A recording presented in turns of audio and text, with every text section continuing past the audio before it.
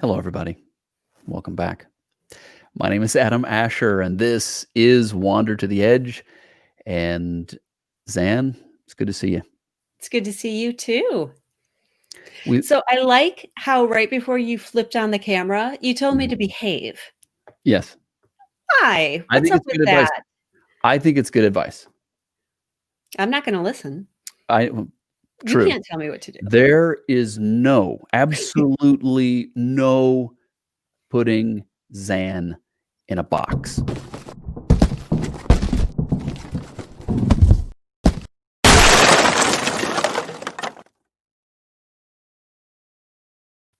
Wow, you See? just had that at the ready, didn't you? I Look at how told proud you are of you. yourself.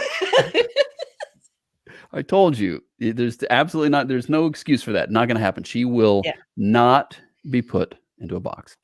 But yep, as always, everybody, thanks for joining us. We have a great guest today. We love doing the show. It truly is.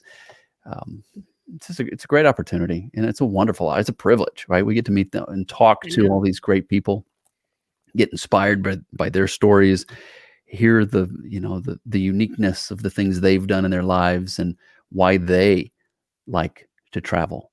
And we all have our reasons, right? And most of us are looking for adventure. We're looking for that something else that's out there, and we get to find part of that in travel. So, no exception. Today, we're going to get to talk to a very interesting guy, and his name is Doug Brimmer, and his platform is Live a Memory. And so, we're going to get to know him today, and I think you're going to like him. He's a very, very interesting guy. Doug is so much fun. This is going to be great. And I love this just because we get to hear all the stories behind the photos versus just here's a photo, here's a caption. It really just all comes to life when you hear the person who took the picture talk about it with us. Truly. And you're going to get to, it's always a privilege and a pleasure, but I think you guys are going to like Doug. Let's run the intro, right? And we'll get on with the show, get Doug in here and get to know him a bit more right here on Wander to the Edge.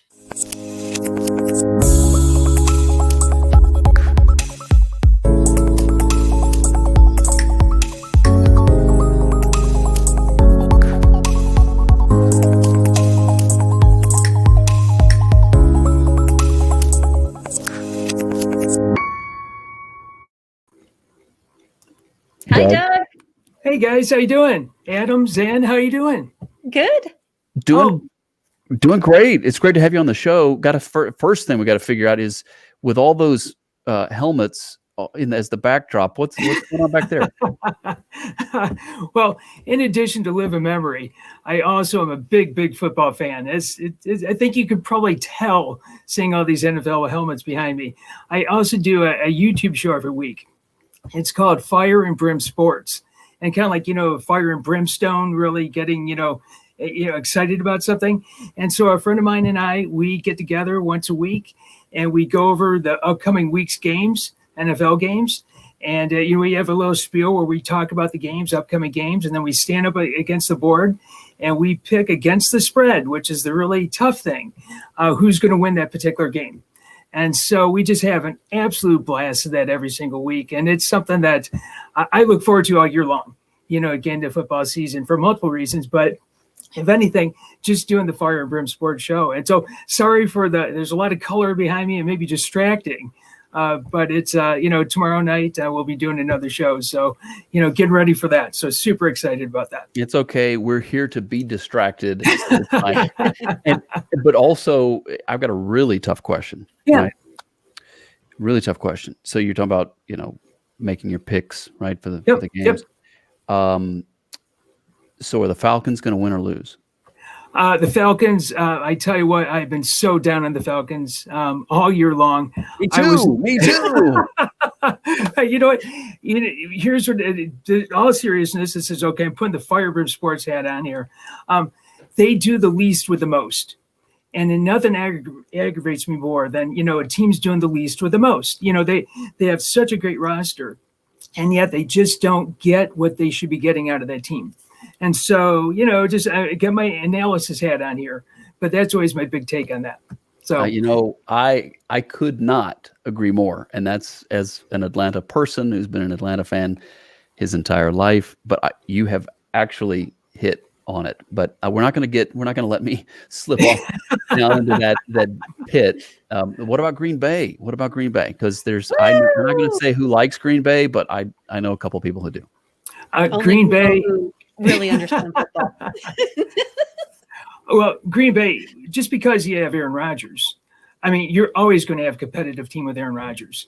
My only knock on them is that in the draft, they didn't get him a wide receiver, or in, getting, the trade deadline, they didn't get a wide receiver. And I think that's going to come back and haunt them come playoff time because, they're just going to be exposed. I mean, Aaron Rodgers is great, one of the, right up there with the GOAT. But you know what? That always kind of comes back and haunts them come playoff time, because they're just missing that top edge, to get them over the top. And so, sorry, Zan, it's that's my analysis here. Now, don't bet money on this, okay? To go back to your comment though about doing the least with the most. Yeah. It just occurs to me, like, I know so many people like that too, not just sports teams, but just people in general. Yeah, who are you talking about? Yeah, no, it is, sadly that is true, because I knock myself for that too, because I think there's so many things I should be doing or could do or have the opportunity to do. And, you come up with the reasons not to do things. And so, let's look at it this way. The time of COVID, it's been really a lot of dark clouds in 2020. And so we talk about, we want to go to Greece this year. And so obviously Greece was taken off the list. Now, did we just kind of like bury ourselves this past summer and do nothing? What we did is we spent a lot of time in Ohio where we live, and we discovered and rediscovered places that are in Ohio, right in our own backyards. So I like to tell people that you don't have to go far to live a memory, because memories await in your own backyards. It could be a local park, it could be, again, just sitting in the backyard watching the sunset. Or the deer running in our backyard. That's a memory. So you don't have to go far and do a lot to live a memory. I like what Adam, no, I have to say this because Adam needs a talking to. So this whole COVID thing started. And what have you done, Adam? Edge of Adventure, the podcast, adamasher.com, Wander to the Edge. I mean, that must leave you at least a couple extra hours a week. What are you doing with those extra hours a week? Or is that hair time? Right. It does. Yeah. It's just, I work really, really hard on the hair to make it look like I'm not trying. Hey, Adam, can I ask a quick question? Yes. Usually, I love the hats. I love that when you always have your hat on. Thanks. I didn't know if I should have a hat, because I got a Zorro hat here. That works. Zorro works. Safe. I've got my football helmet. I didn't know if I should wear that. My personal favorite. I do this every, for Halloween. Get the king. So I can also be an MC as well. So if you want me to wear any of these, you just say so. Okay. Actually, the Zorro hat. I like the Zorro hat. Yeah. That is my favorite. And listen, I think I had like a good question. I had like a good question, and then Zan, and now you guys are too much. We're taking no. In all seriousness, Zan, you're very, very kind. I mean, we've worked hard. So many of us, I think, with COVID. And you're right. Doug. I like what you said. We were dealt some things, if you will, that we couldn't have expected. They're not good. Right. I'm not saying they're good, but we have to look for the ways to not just make the best out of them, but also to look for the things we're supposed to learn from it. And I think we all have, certainly those of us who have been willing to, right? I mean, in life, I think we can fight things that come our way. We can fight it. We can struggle against it, or we can be willing to learn from it. And I think that's really half the battle there, if we're just willing to learn from it. And I know from you and your platform, Live a Memory, and everybody can look it up at liveamemory.com, and we'll be sharing that information in just a couple of minutes. But the thing that you have said that I think sticks out and it fits in with everything we're talking about right now is to have a memory, you have to live it first. Absolutely. So Yep. explain to me what you mean by that, this concept of not forgetting to live. That's exactly it. You know, this is just Doug Brimmer talking here. Doug Brimmer is Live in Memory, but you know, it's really, for me, it's seeing and doing and exploring and learning and sharing and having fun. And really, to me, I think the most important thing is the sharing part, and that's what we're doing here. That's what we get to do on our platforms. You know, share these experiences. But you know, back to that Live in Memory, we love memories. I mean, if there is a great conversation starter, if you're at a party or at dinner or something, wherever, just talk about memories. Talk about, have you been there? What's your favorite memory? You know, of visiting a city or whatever it may be. People love to share and talk about their memories, but you know, to have that memory for the first time, you have to go out and live it. And again, back to what I mentioned a little bit ago, the cool thing is you don't have to go far to live a memory. You know, I mentioned Greece. It would have been great, and we'll go there sometime. But there's so many other things that we could do as well. So you know, back to that, you know, living that memory. You know, it's something that just drives me every single day, every single moment, really. And if I'm not living that memory, I love seeing what other people are doing. You know, what you're doing, interviewing people on Wander to the Edge, and all, you know, the different bloggers in the travel tribe. I get excited about learning about the things that they've been doing too, and the places they've been going, just as much as the things that I'm doing myself. So it's a sharing that I really just kind of gravitate towards, that about, you know, getting out there and sharing. You know, the saddest memory is the one that we don't share, at least in my mind. You know, you just kind of keep it hidden away there. And so it's so fun to get out there and share these sort of experiences with people, because you get to learn from them too. And, you know, we all get to be a little bit of a travel agent and, you know, be a little bit motivator and inspire. I mean, it's fun. It really is fun. And, you know, it doesn't cost anything to do those sort of things. You know, everybody can do that. So, you know, it's what kind of drives me every single day.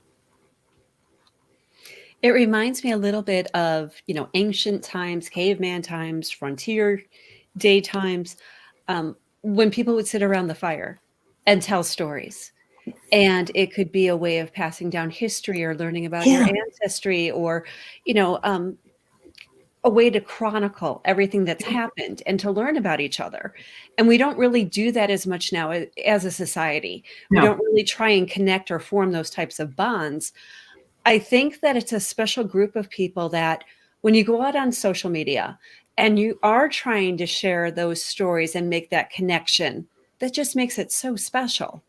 Oh, it does. It does. Yeah, absolutely. You said it perfectly, Zen. Absolutely, right there. You said it Did you perfectly. hear that, Adam? I said that perfectly. She did most everything she says. She says perfect. So, Doug, where did all this begin? Like, what's maybe the legacy? Where does this in your life? Where does the appreciation for living come, and the traveling, and where was all this started for you? You know, that's a great question. Other people have asked me that, and I always go back to when I was a little kid. A grandfather of mine lived the summers in Montana, and he lived the winters in Arizona. So he would go back and forth. And when he was down in Arizona, he gave us a subscription to a magazine called Arizona Highways. And to this day, you know, I still remember the vividness and the excitement about getting the newest, you know, monthly subscription to that, you know, the monthly edition. And I would look at the colors. I would look at the Grand Canyon, and you just see everything that they had in this magazine, and all of these images of adventure, of getting out and exploring. That's where I really think the genesis was, and it was from. And I still remember getting those magazines. You know, it just kind of like just almost drooling at them, and it just, again, just like the little kid in you. And I was a little kid at the time too, but I still have that memory is so vivid. And I really believe that's where it all started, because looking at that magazine, Arizona Highways, just, gave me that sense that there's such a big world out there and so much adventure awaits.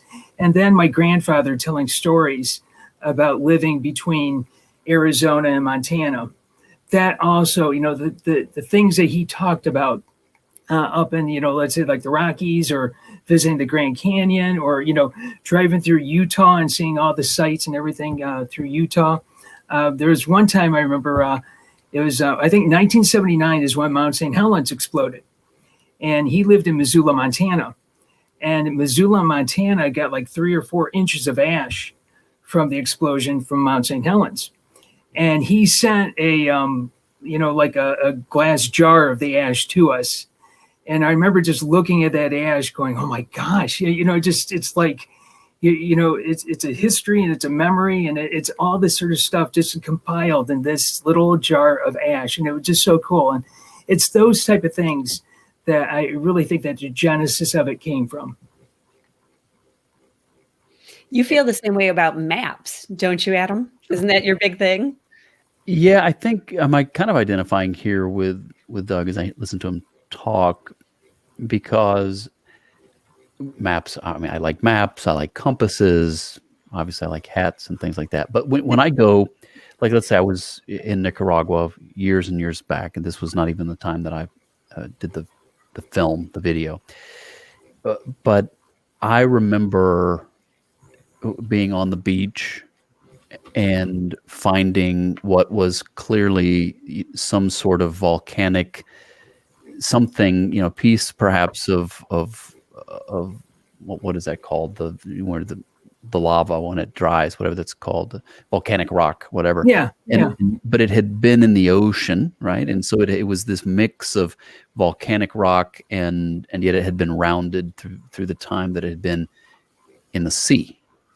And I still have that thing sitting on that's cool in my house, because to me there was something significant about that. And it's similar to the concept of the jar of the ash from the eruption, because I think about the history.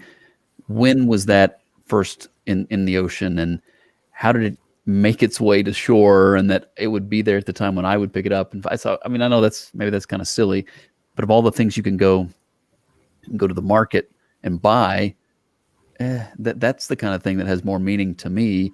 And I don't know its story, but that's a part of the mystery of it. That's a part of the fascination of it. So yeah. Hey Adam, I gotta give you a fist bump on that, my man. Okay. Because I miss the days of traveling with maps. I still, when we travel, I'm the dad who puts together this spreadsheet, and I work down all the days. Like if we're going on a 2-week vacation, I've got everything broken down. And I remember the first vacation we took with another family, really, really good friends. And I pull off this 11 by 17 spreadsheet and I give copies to everybody. And so everybody is just ridiculing me because of this huge spreadsheet. And it's like, oh, what are we going to do with this? And so that was like, day 1, hour 1. By like, I'm going to say the middle of the second day, I kept seeing everybody pull out the spreadsheet referencing, okay, this is what we're doing, and, and all this sort of stuff. But, those were the days before the GPS. It was all done in maps. Everything that we did was, pull out the Rand McNally Atlas or some little pocket atlas, something like that. I miss those days because I think almost like, what you're seeing on the board here, being able to touch those helmets, when you were doing the show, it's like, it's almost 3D, 4D, you're really kind of into it. And when I have a map in my hand, physical map that I'm holding, it just adds another, dimension to the travel that I really miss those days. Yeah, I did, Doug. I knew you were going to be a fun interview. Great to get to know you more. I did. I was like, no, there's so much to talk about here. But you're talking my language. You really are. I love maps, and I think there's a couple of things. Let's talk about me for a second.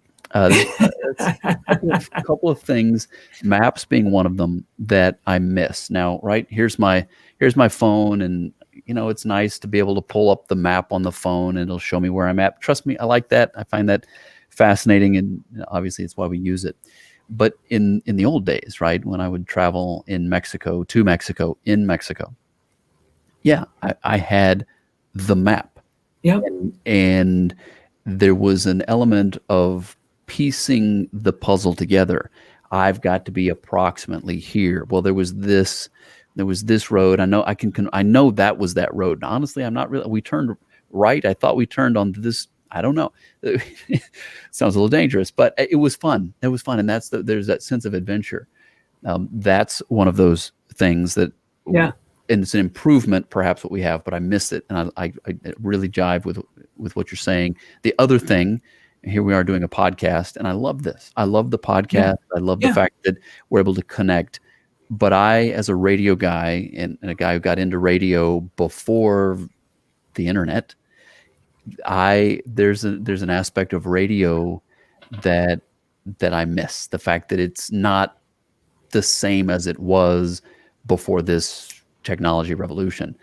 And I traveled my early days when I was traveling the first time.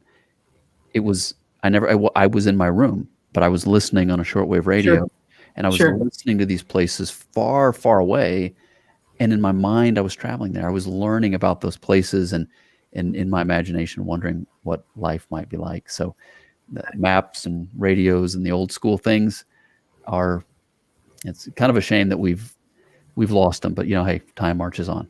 If I could tell you a quick funny story, I was 18 years old, and I had driven out with a friend of mine to visit my grandfather out in Montana, and we were taking 2 weeks to go out there to visit my grandfather, my uncle, and family that lived out in Montana. And so we were driving in eastern Wyoming. We were visiting Devil's Monument, Devil's Tower, from oh geez, what's the name of the movie? Close Encounters. So we wanted to go visit Little Bighorn National Monument, which is in Montana, north of there. And so we said, well, all we have to do is just continue driving north. Well, we're looking at the map, and the map goes from like a solid black road to a dotted road to like a dash road, and then it just kind of disappears. So we said, okay, heck with it. We'll get as far as we can. If we get lost, we'll turn around. Well, we were taking all of these, forks in the road. And so we got so far in, we decided we're lost. We're completely lost. But we didn't know how to turn around because we had taken so many different turns and cuts and all that. We were genuinely lost somewhere between Wyoming and Montana. And remember, there's no GPS. So we got out at an intersection. These are dirt roads, dirt, gravelish roads.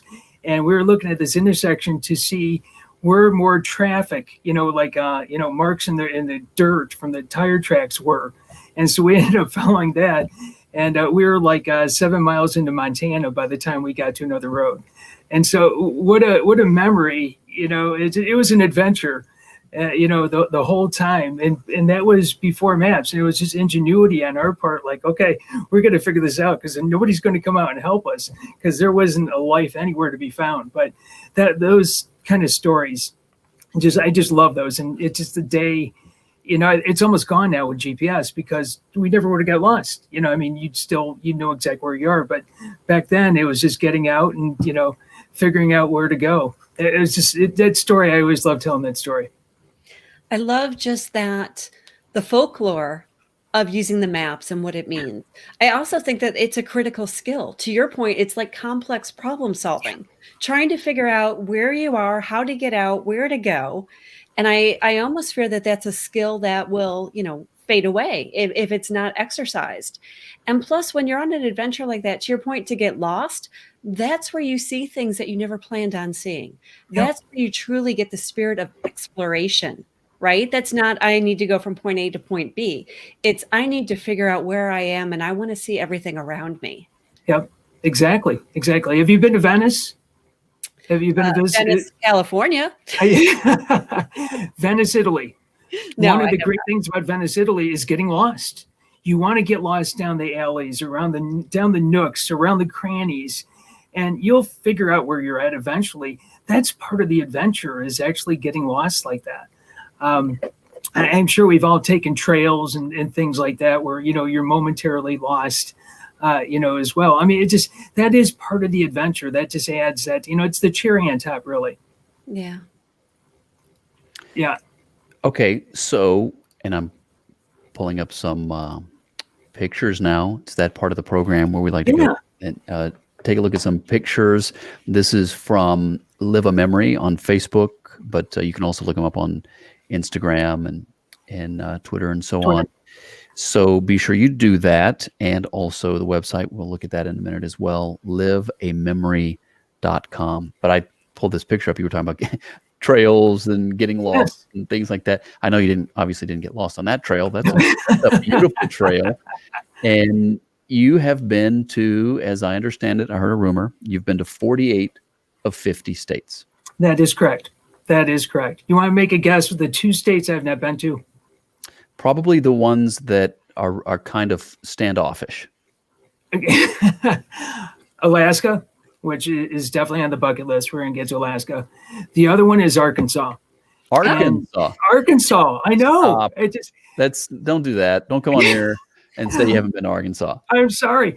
Through either for personal travel or for work, I have been in every state, around Arkansas and not been to Arkansas.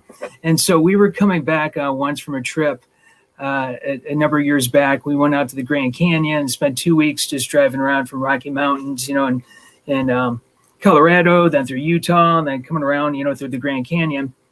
And I tried to talk to the family about letting me add about 200 miles to the trip so that we could drive through Arkansas. And I was just so vetoed down that entire time. They said, Dad, we've been gone for 2 weeks now. Now you want to add 200 miles to this trip, over 5,000 miles in the car. We're done. Enough. So there is a diamond mine in Arkansas that is on my list. I think it's the only diamond mine in the continental U.S. And so that is, when I get to Arkansas, I'm getting to that diamond mine. That is my reason to get to Arkansas. So, Adam, any recommendations other than that about when I get to Arkansas? That sounds like a great. I've not been there. I've been through Arkansas. It's kind of the thing about Arkansas is there's some absolutely beautiful areas, and you'll see things that are just happy. There's nothing else like it. So beautiful, so beautiful. And then there's a lot of Arkansas that you could probably take or leave. Sure. I am kind of smiling here only because the last time I was in Arkansas, you talk about an adventure. It was when we were traveling back from Oklahoma. I have family out in Oklahoma, and we were traveling back from Oklahoma. And it was, I think, me and my brother and my sister and my son. And we got 2 tickets on the way back, and the car, and we had the car blow out the transmission in Arkansas. And if anybody, for those of you who have been to Arkansas and you've been on the interstate system there, you know that you can go, there's not a lot there. Like you can go through a section, and it's not a good place to have a car break down, much less irreparable damage like the loss of a transmission. So that's kind of a but what can you do? I mean, it ended up, let's bring it full circle. That was not a fun day, right? We ended up having to spend the night. We were going to make it all the way back. We ended up having to spend the night in maybe not a great location, but you do what you got to do, and get the car, and had to have it towed all the way back to Georgia, all of those things. But you know what? It was a memory. And we still talk about that. I mean, it was completely that trip. It was to get 2 speeding tickets was like $500, $500, and then a blown transmission. And I mean, we spent so much unnecessary money, but it was nonetheless, it was time with family. And honestly, we end up looking back on it as a great memory. So who was driving, Adam, when the tickets arrived? Well, my brother was driving the first time, and that was in Oklahoma. We were almost to Arkansas, and then I got the second ticket when we were almost to the Georgia line. Yeah. And don't speed. That's all I'm going to say. Yeah. I knew the answer to that already. I remember the story. That's why I asked. But again, horrible, not a fun trip. Yeah. But as Doug points out, and I didn't really think about it this way, but yeah, hey, it was a trip. We made the trip. It was fun Absolutely. together, and it lives in our memories, and that in of itself is so much more valuable than some of the other things. But back to the states that you haven't been to, yeah, Arkansas and Alaska, I just it seemed this shows you how my mind works. I thought you just don't like the states with A's and K's. No, that is not it. That is not it at all. Not by design at all. It just happens to be that way. Hey, real quick, I had a similar experience, but our van transmission burnt up with us in the middle of North Dakota. So I think that's going to rank up there, in Arkansas. I talk about being in the middle of nowhere and having your transmission burn up on you. It was, let's put it this way, it put my skills to a test. In the day job, I'm a program manager. So I have to pull pieces and parts and, get things in order of sorts. And I had to have all my skills to get us out of North Dakota then after that transmission burnt up. So, and the kids still talk about that today. I mean, the whole family does. And, we laugh about it now. Where at the time it was, there's a lot of angst and, it's like, oh my gosh, here we are, in the middle of, in the middle of the country there, the vehicle's not going to move and, a lot of angst going on. But now we laugh about it and the way that it happened. And isn't that cool how a memory, even at the time, maybe you're not looking at it at the moment as the coolest thing in the world, but now you look back, you're laughing about a speeding ticket, before you won it, right? Yeah. But now you're like, that's part of living. It's part of, an experience that you have.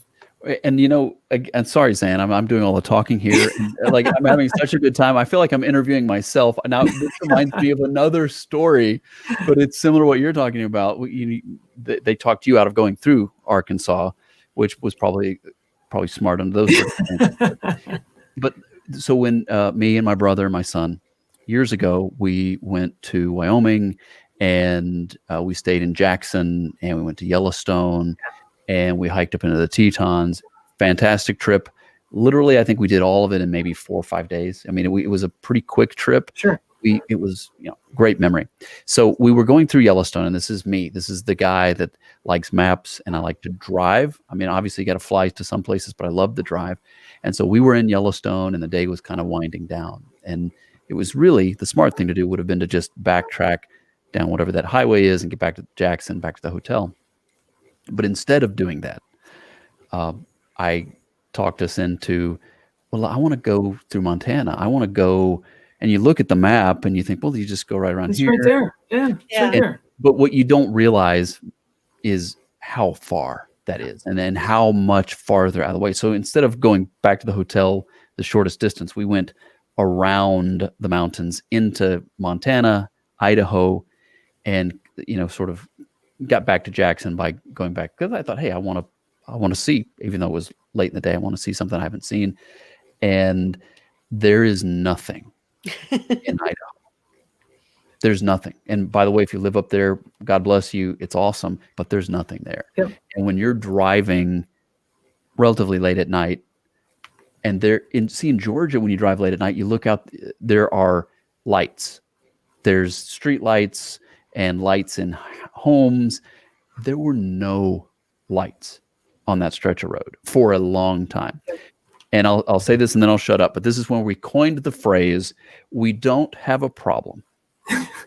But if we did, it would be a big one. Hey, it is.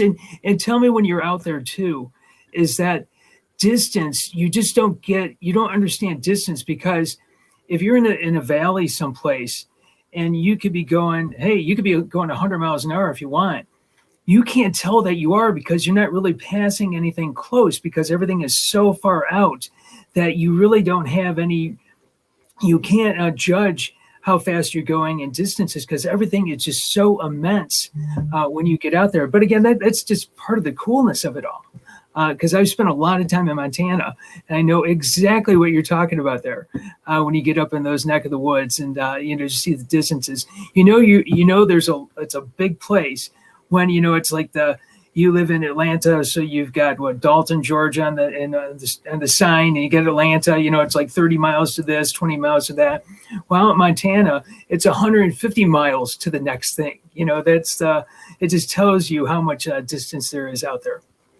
But I've got so many memories from Montana. It just because my grandfather lived out there. I've got an uncle that still lives out there, and just talking to them, and just going up. A favorite story of mine is it's called St. Mary's Peak. It's in the Bitterroot Range, south of Missoula on the western side of Montana, and it's a peak. And it's a ranger overlook, and it's also they also hold like church services up there at Easter time, and different times of the year. They've got like a stone altar that they made, and so I would climb up there with my uncle, and you go from the timberline, above the timberline, so just all rocks. But when you're going through the timberline, huckleberries were growing at this particular altitude, and so we would bring little cups with us. And so just as a snack, we would go and pick all these huckleberries that were growing in these bushes all over the place. And so we're just scampering and running all over, like two little animals, just, going around with the bushes. And I remember filling up this cup full of huckleberries, and they're so delicious. I'm looking at my hands, and my hands are just dyed purple blue. And I looked at my uncle's hands, and his hands are dyed just purple blue. And we just started busting out laughing because it was just so fun. And we were just like two little kids just running around like that. That's such a vivid memory. And since then, a number of years ago, I was able to take my family out there, and we climbed up to St. Mary's Peak as well. So it was almost like a full circle in a way, with myself as a little kid going out visit my grandfather and uncle, climbing up to the spot, and then years later being able to take my family out there and climb up to the same place. It really just, like I said, almost full circle. And it was just such a wonderful experience. It really just, something that, that it's a cherished memory, just so many cherished memories like that. All of my road trip stories are probably not suitable to share on this platform. So I'm going to take a pass. Santa, I was looking at you like, okay, come on, jump in with one. I'm sitting here racking my brain. I'm like, I can't tell that story. I can't tell that story. So I'm just going to let that one go. Well, you could put that as part of the special pay-per-view portion of Wander to the Edge. Okay, it's not quite that far. It's not quite that far. You don't get to hear those stories unless you pay for a membership. That's right. Exactly. I had to think about ways to monetize this. Yeah. Doug, too. I think when you're talking about living a memory and making a memory, going out and experiencing, living, right, doing these things, and you never know if you're ever going to have that opportunity again. And it could be that the person you're with, you don't have that opportunity again. And it could also be that you're in a location or you're, at a place that won't be the same again. And I know you can relate to that. Thinking of a particular story that I've read of yours about a location in New York where you stood that, little did you know that was going to be taken from you or from us. Yeah, that's the World Trade Center. I just love New York City. I've been so fortunate to be able to have family in New York City. So that was always great. But before that, when I was 17, a friend of mine and I, we were just fascinated with New York City. And so we asked our parents, we want to drive to New York City. And for some reason, to this day, I don't know why, both sets of parents said, okay, go, And so we jumped in the car, and it was a long weekend that we had. And we had no clue, exactly how to get there. We didn't know where we were going to be when we got there. It's just quite an adventure. But one of the first things we saw was the World Trade Center. And I'll never forget, just gazing up at the World Trade Center And I was just such in awe. And then years after that, a number of times, I probably was in the World Trade Center, 3 or 4 times over the years. And one night, I went with to New York City with a brother of mine and a friend of mine. And so we get there, and it was a summer evening. It was like the middle of July, and it was just gorgeous, gorgeous. The temperature was in the 80s, and there wasn't a hint of wind. And so it was dusk, and we went up to the observation level at the World Trade Center. And that evening, they opened up the top of the World Trade Center so you could go up to the very top because the winds were so light. And we took an escalator up to the very top. And I mean, we're outside now, and we're standing on top of the World Trade Center outside. And I'll never forget just standing there, and you're looking at New York City, just kind of panning around, going 360. And it was just the most spectacular, the most spectacular view you could ever imagine. And I remember telling myself, I can't wait to take my kids here someday. This was long before I had kids too, but, would love to take family members, take my kids there someday, see something like that. And it really just does, for multiple reasons, of course, it just tugs at your heartstrings, that something that, you saw and you would assume would always be there.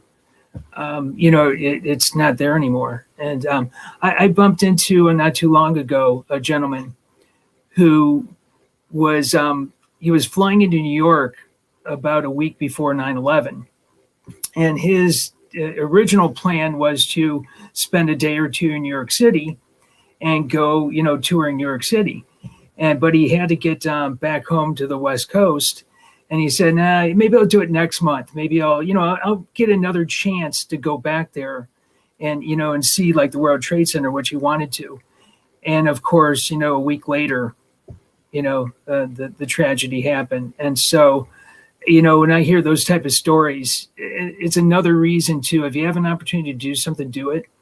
Because, as you said, you just don't know. You don't know when that opportunity, it may never come again.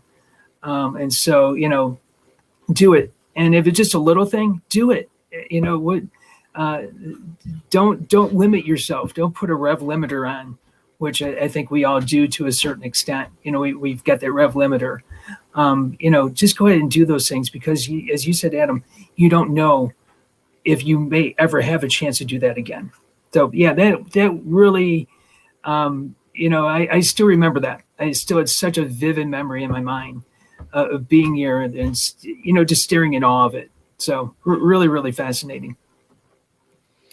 When I was in Chicago, I used to work downtown in the Loop for about 10 years. So I would take the train in every day. It'd be about an hour and a half each way to get in. And, you go into the city and you go into the office and then you come back out and you go on the train and you go home. Yeah. And I never really took advantage of everything that even Chicago had to offer. And so when I relocated out here to Los Angeles for work, I just felt this need, like I wanted to go out and explore everything right away because I was so afraid that I would miss that window. You always make that assumption it will always be there. And my family would joke like, I want to see all of California in like the first month that we live here. And that's kind of what started me and my blog. But it's this sense of loss, I think, when you lose an opportunity to have that type of experience. And it is so profound. I mean, the World Trade Center stands on its own for so many reasons, and just everything that it represents. But even with all the wildfires and that we have out here in California, when I think about places that I've gone hiking with my girls that are now gone, I mean, they're just simply gone and we'll never have a chance to have that experience again. It's pretty powerful. Yeah. So Adam, as I see you're looking at the site there, the site is, I still have to get back to it. I haven't done anything on the liveinmemory.com site in a while, but I promise everybody I am going to be working on that. So, but as I'm looking at the picture, the top picture right there, that is from Glacier National Park in Montana. There's that Montana connection again, seeing that. And that is one of my favorite spots in the world for sure. If you've been out there, go again. If you haven't been out there, put it on the bucket list to get on out there because it's such a wonderful place to visit. Just, nature. I always say that Mother Nature is my favorite artist. And a place like Glacier National Park is one of the best museums of her artwork, that's out there. And then, you can continue on going up into Banff and Jasper and, Alberta, Canada as well. Just absolutely, fascinating up there. Just gorgeous. And there's so many folks on Twitter that, share those experiences too, of being up in, like the Canadian Rockies and that, and it's always exciting to see those places that you've seen as well, and other people are sharing those memories of theirs. Yeah. Have you guys been out there? I have not. No, I haven't. No. Bucket list. Yeah. One thing I also want to bring up during our chat tonight, Doug, is that in addition to collecting memories, you also like to collect other items from your travels, and you have quite the collection as well. Do you want to share with us a little bit about that? Oh, sure. I always say that the best souvenir is the memories. Every trip, my favorite souvenir is a memory. But okay, I still have to come home with a little something. And over the years, I have gotten shirts. I've gotten plates. All kinds of cups and stuff like that. Well, I found not too long ago, or a number of years ago, magnets. Got to have magnets. So every time we go someplace, I've got to get a magnet. And so it would come home over the years, and I'm putting these magnets over every, refrigerator in the house, every metal object in the house. And so the family is a little bit like, Dad, this is, get a bit out of control. So for last Father's Day, my kids made this two big metal boards that I'm now able to hang all of my magnets up, and just one spot or two spots here, collect them all and get them all together. And it's such a fun thing, when I come downstairs here, not too far from the board here, I've got these two big boards of magnets. And it's just such a joy to be able to look at those and just, you just remember things. Memories come back as I just look at those magnets. I also have beer can coolers too, cozies. I've got a rather colorful collection of those, but to me, it's all the part about something that helps you kind of relive or, just kind of resurface that memory that you lived previously. So it's a fun thing. Yeah. And we have pictures of your collections, and we've shared some of those up on Wander to the Edge, and we will continue to share some of those too. Cool. Yeah. Cool. Yeah. Now, do you guys have a collection? Do you guys do any collection when you would go places? Any souvenirs? I collect patches, and I keep saying that I'm going to sew them onto my denim jacket, but I don't know how to sew. So I keep giving them to my daughter Anya to sew on there, and they just keep stacking up next to my coat. So that'll probably never happen. How about you, Adam? So I think probably the first thing that comes to mind are bracelets. I like to get a bracelet from sort of a traditional rustic type market. I'm not looking for something expensive. I'm just looking for something that I kind of think matches my style. But then over the years that I wear it, I get to think back and like, oh yeah, I got this one in this country. Yeah, that's where this one's from. So, I mean, there's that. In terms of travel, I'm trying to think if there's something else from a travel perspective or souvenir. Armadillo. Do what? Your armadillo. I mean, yeah, but I don't collect. I have an armadillo, and a wooden armadillo made by a group of indigenous Colombians in the jungle, and it's an amazing work of art. But those are hard to find, so I haven't collected those. But again, since this show has been almost entirely about me, I do like to collect old language books. I think maybe we've talked about that in the past. I forget if we have on the show here, but I don't really collect too many things. But when libraries, and especially I've done this through the years, when libraries are getting rid of the old books and trying to just get them off the shelves, you can, for 25 cents, for $1, you can pick up these books. And for a couple of reasons, I think it also is the nostalgia, and there's the mystery behind the history of that particular book and Yep. not necessarily knowing, right? And also back to my mindset about maps and radio and all those things. I like the way they used to teach language more than I like the way they teach it now.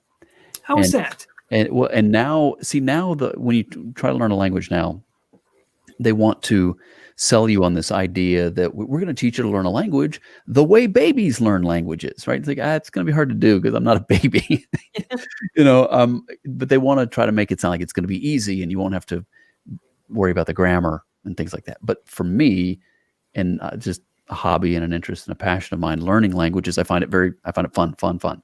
And so the old way, the way they used to teach language, was to teach you the grammar and to kind of help you dig into understanding the structure. And maybe it's just the way my mind works, but to me, that opens up more opportunity than just trying to get you to say a bunch of phrases. I don't know why I got off on that tangent, but quien sabe, I'll just Yeah. say. So for the holidays, Adam likes bracelets, maps, armadillos, and old book and foreign languages. So if you're looking what to get Adam for the holidays, there's your list right there. And you can I'm get writing patches. it as we speak. Okay. Yeah. No, but the patch thing, I have to get the patch. Like, Yeah. I don't want someone to go and travel and like bring a patch back for me. It's kind of like a badge of honor. Like, I've been there, I have the patch, now I can put it on, type of thing. So, We did a collection, or our kids each have a collection of pins. We've got 3 kids, and whenever we went someplace, we would buy them a pin. And they, each of them in their rooms, have like 6 foot tall, kind of like ribbons with these pins in them. And the cool thing is that as they are starting to move out, they're taking those things with them. And those are those memories that they've been there. They can look at it, like I look at the magnets. They've got their pins to say, I've heard them, when friends come over and they're looking at the pins, like, wow, you've been there. And you know what I mean? It's just like, yeah. it's really, it's such a cool thing, and it brings back those memories. I also have, I'll call it a little rock garden, rock collection. So when I go places, I try to get a little rock here or there. And I, excited to say, besides the Rockies and the Appalachians, I've been in northern India before, in the Himalayas. So I've got a Himalaya rock there. Of course, from Scotland and Ireland, rocks, Japan and China, and all kinds of places, you've got this rock garden. But kind of a little addition to the funny story about our van breaking down in the middle of North Dakota and the transmission burning up. So I got a tow truck, and we had the vehicle towed to a place, realized we're not going to get this thing fixed. So I got a rental vehicle to take us from North Dakota all the way back home to Toledo. And so now we're taking all the luggage and everything from our vehicle and putting it into this rental vehicle. And the first thing I mentioned to everybody, I said, we've got to get the rocks. Can't forget the rocks. And so they're looking at me like, Dad, what about the luggage and all that? I said, don't worry about the luggage. We need to get the rocks. We're not going to forget those. So of all the things I was worried about on that, it was making sure I got the rocks, in the other vehicle so I could bring them back home. So it kind of tells you where the focus was right there. It accomplished everything else. As long as I get the rocks, we're fine. Well, ladies and gentlemen, this is Wander to the Edge, and it has been great to have Doug Brimmer on the show today. Doug, let's end. We're up against what they call in the business. This is a hard break, so we have only a couple of minutes left. But I did want you to give us one word of advice to kind of close out the show. People who have lived through 2020 and they've lived through COVID-19, and we're looking ahead at 2021, and we're really not sure what is around the corner. What's your advice to help these people keep things into perspective and perhaps to be sure they live? Yeah. My advice is what I mentioned a little bit before, and that is you don't have to travel far to live a memory. Memories await in your own backyard. Be it just sitting out in your backyard, maybe seeing a sunset, maybe taking a walk in a local park, maybe finding, discovering or rediscovering a place in your state. You don't have to go far to live a memory. It could be your zoo, it could be wherever. But as much as I enjoy talking about the big places that we've been, the ones that really probably are the most cherished ones are those ones that are nearby, those ones that you see and you're able to really get into and enjoy more because you're closer to them. So don't let, as much as everything is difficult, let's try not to stop us. We can still go out and we can do things and we can learn memories. We can hang around with family and friends and just do those little things, because every day is another opportunity to live some new memories. And again, you never know when you're not going to have that chance, that it's not going to come around again. So take advantage of it. And let's not get, as I mentioned, the rev limiter or, stop us. This is an opportunity to now do some things that maybe we wouldn't have done before. And so, if that's my thought, just trying to keep that mindset, and we'll get through this. And, life is going to get back to, we'll define a new normal, whatever that new normal is. And we're going to go on and we're going to live just fine, with that new normal. But, what's the old saying that Winston Churchill said? If you're going through hell, don't stop, keep going, just keep going. And so that, that's part of it. So that's, at least that's my advice. That's the advice from Doug here, and, live in memory.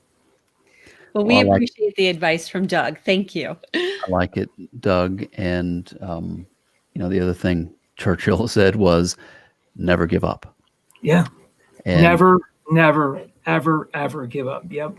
Such a simple and yet monumental speech in history. So, Doug, I know I said that was my last question, but hit us up again with the where can we tune into your sports show? The sports show, it's Fire and Brim, 2 M's. So Fire and BRIMM Sports on YouTube. So if you go on YouTube, you just look up Fire and Brim Sports, and you'll see the whole cascade of our weekly shows that we've got. And just a cool thing about what you're doing. And I also have been doing some podcasts where I've been interviewing park rangers at national parks. And I've got quite a few I got to finish editing too. So, Adam, if you've got any recommendations how to editing to go quicker, oh my gosh, that is such a tedious job. Yeah. But the thing about what you're doing at Wander to the Edge is there's no timestamp on it.